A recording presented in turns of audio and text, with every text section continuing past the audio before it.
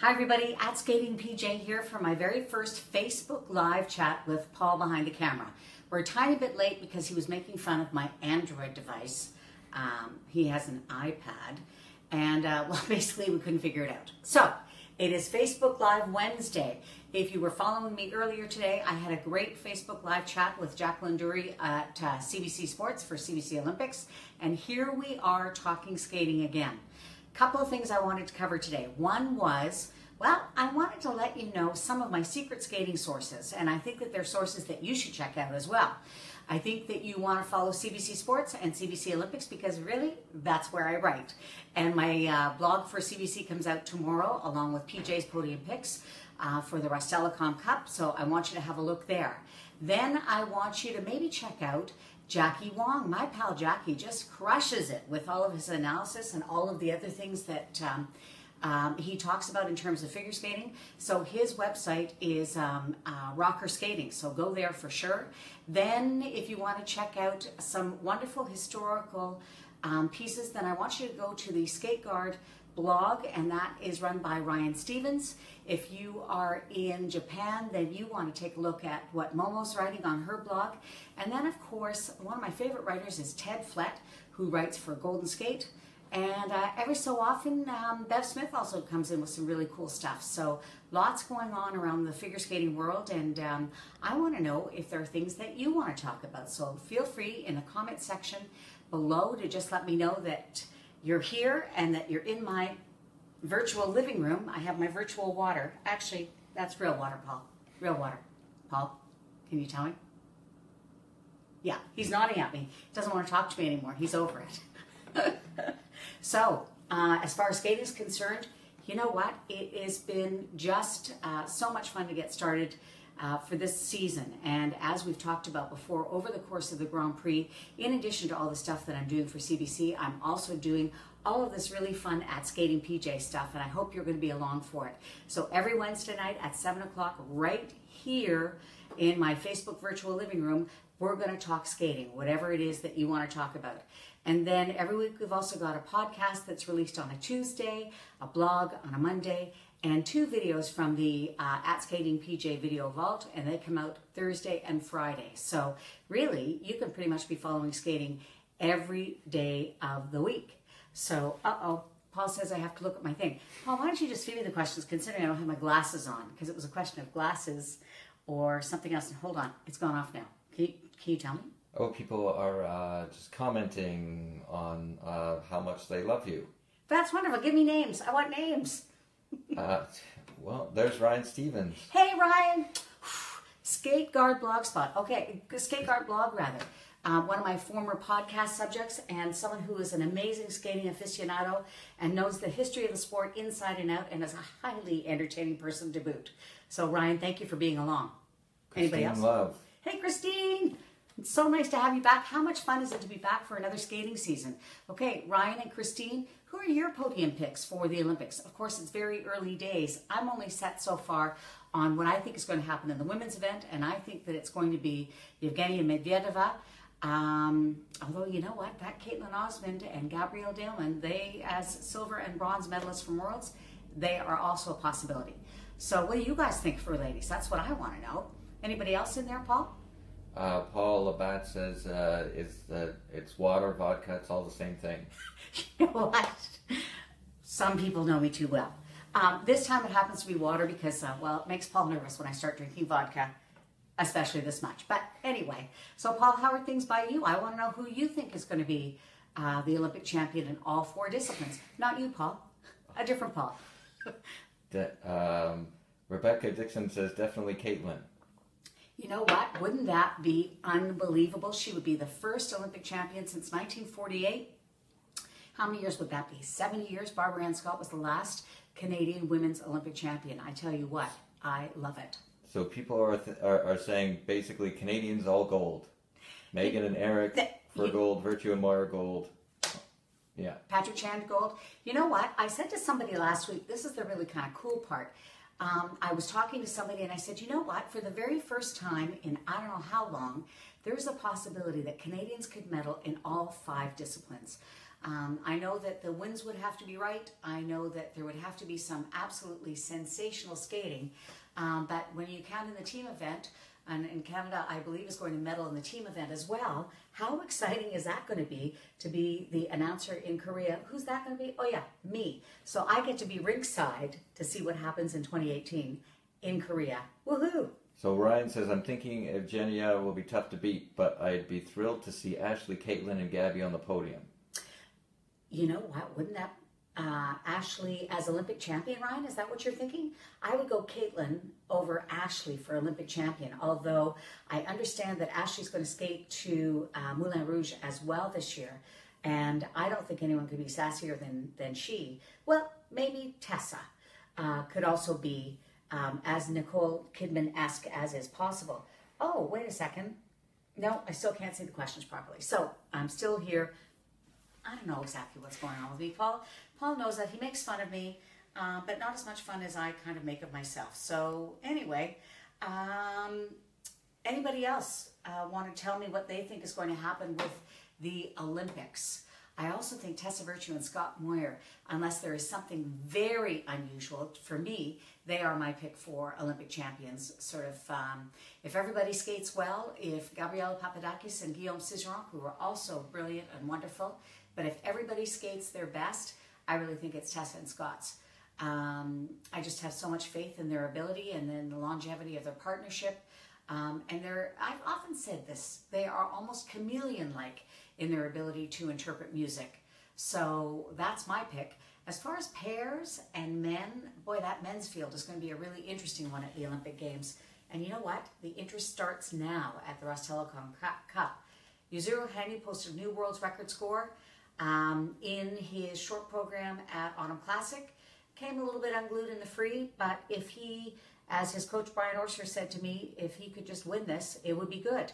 So let's see what happens to him. I got a chance to talk to Jeff Buttle about the choreography specifically with Yuzuru's short program. And if you stick with me, I got a little treat for you because I got him on video. And that's going to be released as one of my videos, I think in NHK week. So you're going to want to stay tuned for that. But only if you join me every week for All Skating all the time at Skating PJ. So who else is there, Paul? Well, I was wondering, Ryan said it's so early to think about who's, the Olympics seem so far away, but they're not that far away. 17 weeks, people. So how do you, historically speaking, look at the Grand Prix events, or like where you are starting now? How does this sort of chart out until the Olympics? The Grand Prix season is very interesting for sort of every competitor. There are some competitors who seem to be excellent during the Grand Prix and then sort of fall off on the second half of the season.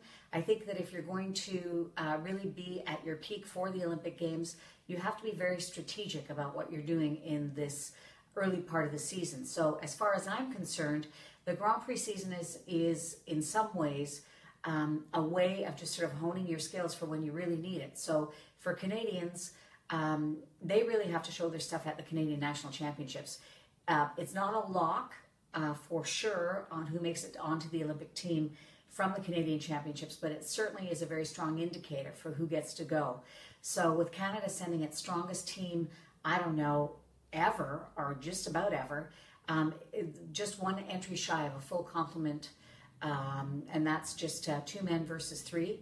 I think that it's going to be just an outstanding season.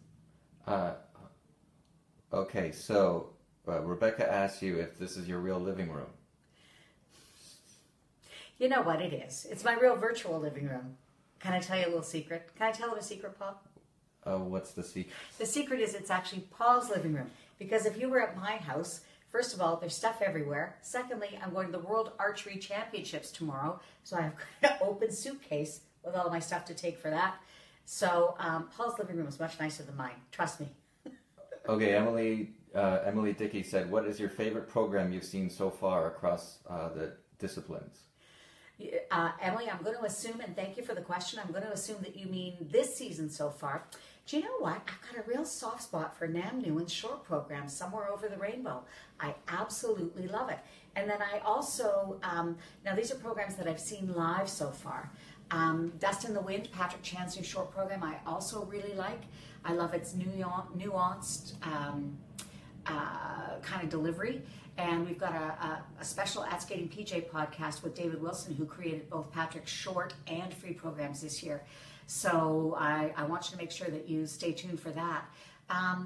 You know what? I have to tell you that Piper Gillis and Paul Poirier have an amazing Perry Mason-esque free dance.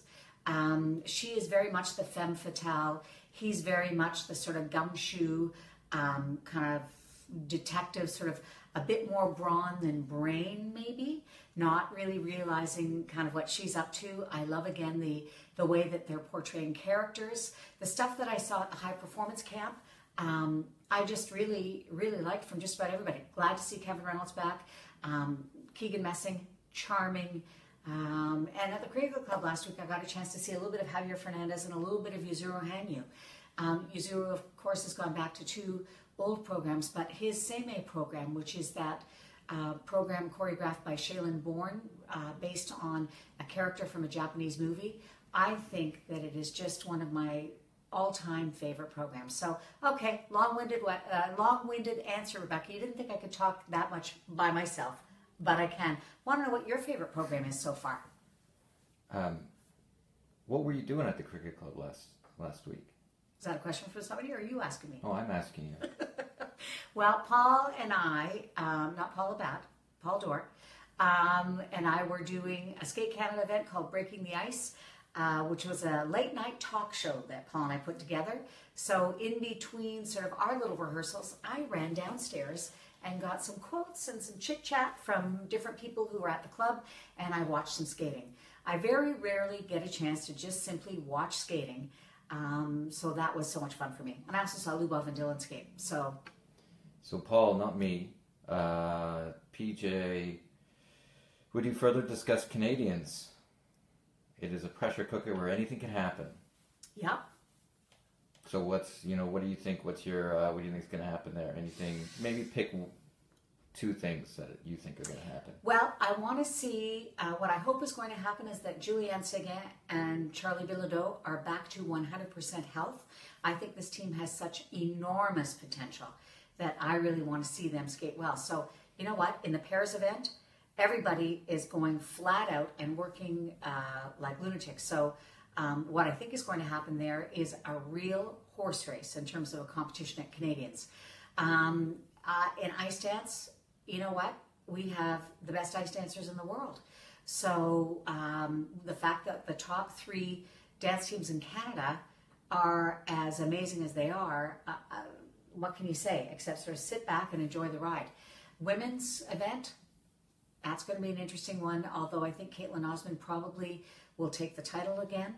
And then the men, Patrick Chan, I believe, is going to probably take the men's title, but who will take that second spot going to the Olympic Games? You know what? There are about 4 different guys who want it and could do it. So that's what I think. So this is an interesting Nomi Arsenault. Nomi, how are you? So I think Henny will win the games, but we never know with all the youngsters with so many quads. So do you think these, the Nathan Chen's doing all the quads, do you think they're going to catch these guys, or what's the deal? When I saw Nathan Chen last year, where were we? At Worlds. I said to myself, and I said to Ted Barton, my buddy out west, who's been in skating since before ice was invented, because he's much older than I. Anyway, I said to him, you know what? We are in the rink as the sport is changing again. When Yuzuru Hanyu posted those amazing scores, short and free, a couple of years ago, and we thought, 330 points. Who's ever going to catch that? 330 and change. And here we are with Nathan Chen with as many quads as there are basically jumping passes. So I think it's entirely possible that he is the real dark horse going into these Olympic Games. Can he get onto the podium? You bet. But so can about 8 other men. So I think it's too soon to tell what's going to happen, because you can't count out Javier Fernandez, Han Yan, Shoma Uno, Patrick Chan, as well as Yuzuru Hanyu, Nathan Chen. I mean, the depth of talent in the men's event, I'm just excited I'm going to have a ringside seat. Rink-side seat. There we go. Not ringside. No fighting. Peter Evans says, hi, PJ. Hey, Peter! How are you? Maybe you can let people know, because Judith asked this weekend, the only day we can see skating on CBC is on Saturday. Yeah. Where can we watch more? What are you guys doing with CBC?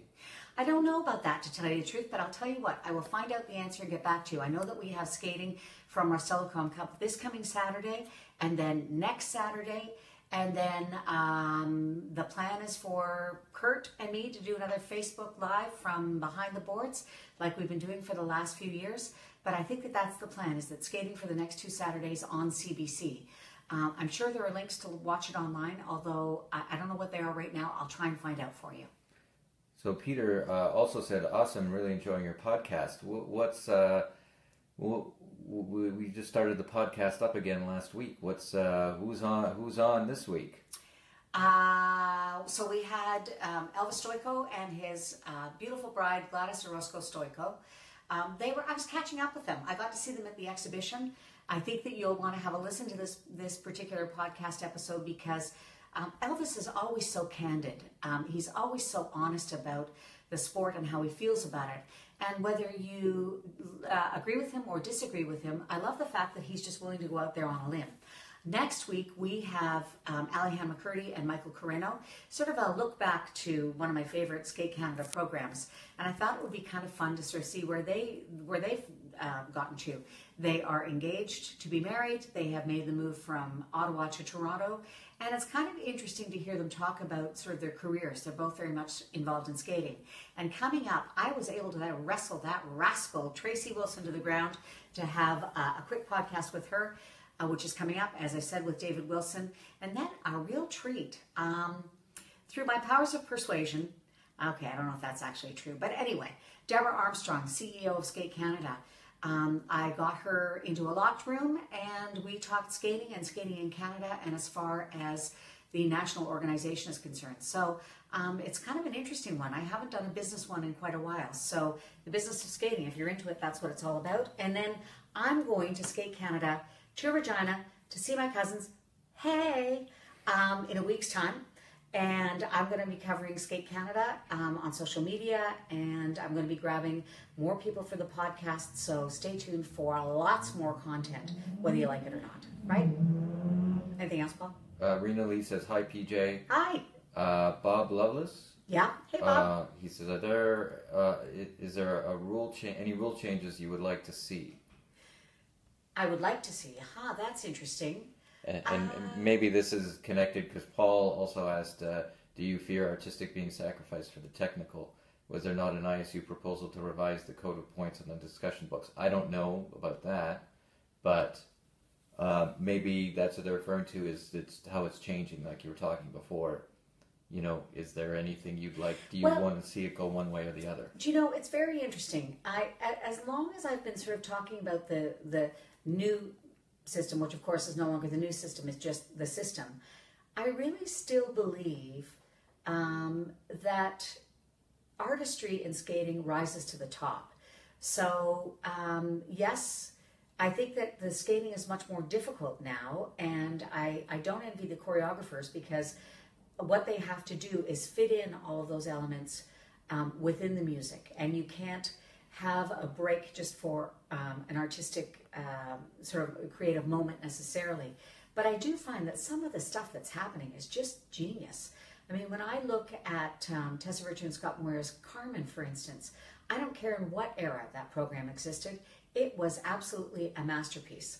I think that Yuzuru Hanyu's Seimei program is a masterpiece, and the fact that it's under this judging system and not one from before doesn't take away from the genius of the choreography. So I think the choreographers in today's age have a much harder job than they ever have, but I still think that some of the stuff that we get to see is just, you know, masterful. So that's kind of where I sit on the whole artistry versus technical. And I also think that this system has really pushed the technical aspect of the sport forward in skaters' hunger to gain the points.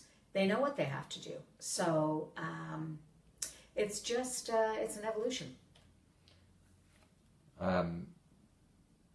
Do you, let's see, somebody had asked earlier that if you will you be going to the Olympic Games? You bet. I am going to be in Pyeongchang. My ticket's booked. I'm going to be the PA announcer, which is just one of my very favorite gigs ever. I was there for the Four Continents Championships. People could not be nicer. It is a beautiful spot. The rink is just exquisite, and the people are so friendly. So I am really looking forward to it, and I am really looking forward to some great skating. So it's being covered on CBC, I think top to tail. And I think that we're going to see some surprises. That's my feeling anyway. So I'm thinking that for this Facebook Live, I want you to make sure that you watch the Rust Telecom Cup. Feel free to be in touch with me on any of the platforms. I'm at SkatingPJ on Twitter, and just search for PJ Kwong on Instagram and on Facebook. And of course, my At Skating PJ podcast gets released once a week. So the next thing up for us, this is Wednesday night, will be video tomorrow and video on Friday. And I will see you here, same time, same station, same everything. Thanks so much for joining me. Bye for now.